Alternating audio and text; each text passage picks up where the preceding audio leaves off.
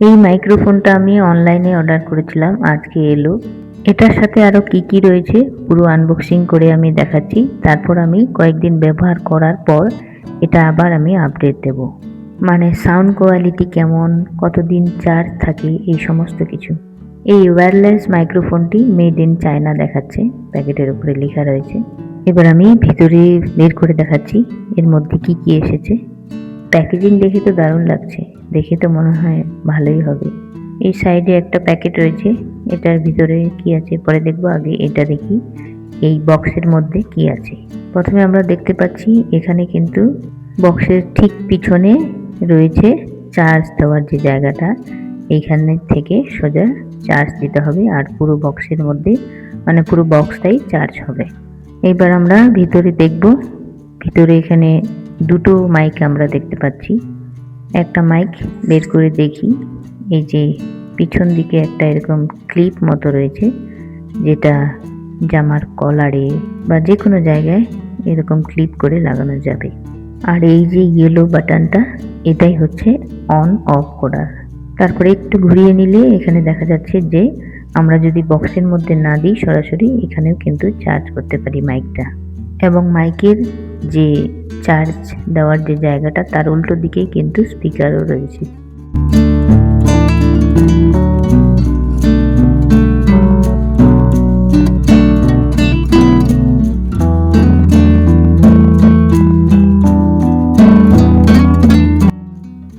এবং তার সাথে এসেছে এই যে এটা হচ্ছে তোমার অ্যান্ড্রয়েড ফোনের জন্য আমরা সরাসরি ফোনে এটাকে কানেক্ট করে কিন্তু সরাসরি রেকর্ড করতে পারি।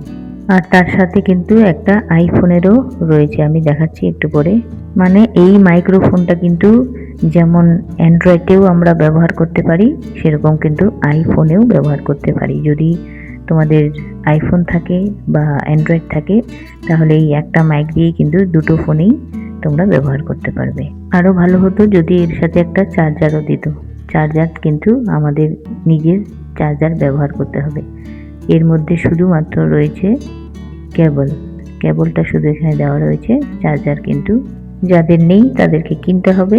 না হলে আজকাল তো ফোনে থাকে, সেইটা দিয়েও কিন্তু হয়ে যাবে। না হলে সরাসরি ল্যাপটপ, পিসি যে কোনো জায়গায় কিন্তু এটা চার্জ দেওয়া যাবে। এই হচ্ছে সেই কেবলটা যেটা এই মাইক্রোফোনের সাথে এসছে। এরপর আমি দেখাবো যে একইভাবে অ্যান্ড্রয়েড এবং আইফোনে কি করে আমরা এই মাইকটা ব্যবহার করতে পারবো। তার জন্য এই যে এখানে একটা আমরা দেখলাম আরো রয়েছে, এটা এখানে ঢুকিয়ে দিলে তারপর এটা সরাসরি আমরা কিন্তু আইফোনেও কানেক্ট করে এই মাইক্রোফোনটা ব্যবহার করতে পারি।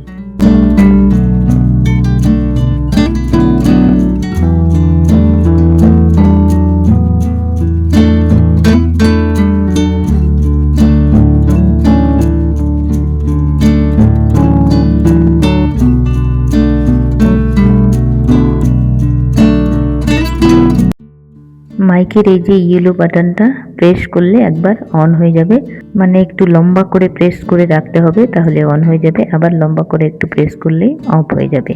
এবং যতক্ষণ না আমরা ফোনের সাথে কানেক্ট করছি ততক্ষণ কিন্তু এই গ্রিন আর রেড লাইটটা কিন্তু ব্লিঙ্ক করতে থাকবে। যখনই আমরা ফোনের সাথে কানেক্ট করব তখন কিন্তু এই ব্লিঙ্ক করাটা বন্ধ হয়ে যাবে।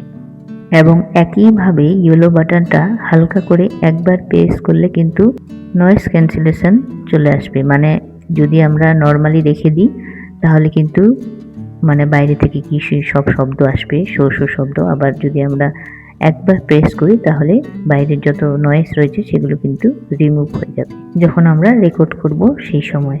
এই মাইকের একটাই সুবিধে যে ওয়্যারলেস, মানে তার নিয়ে এদিক ওদিক টানাটানি করতে হবে না, সেটা সুবিধে। কিন্তু আগে যেটা আমার মাইক ছিল বয়া, ওটাকে আমি খুব মিস করছি।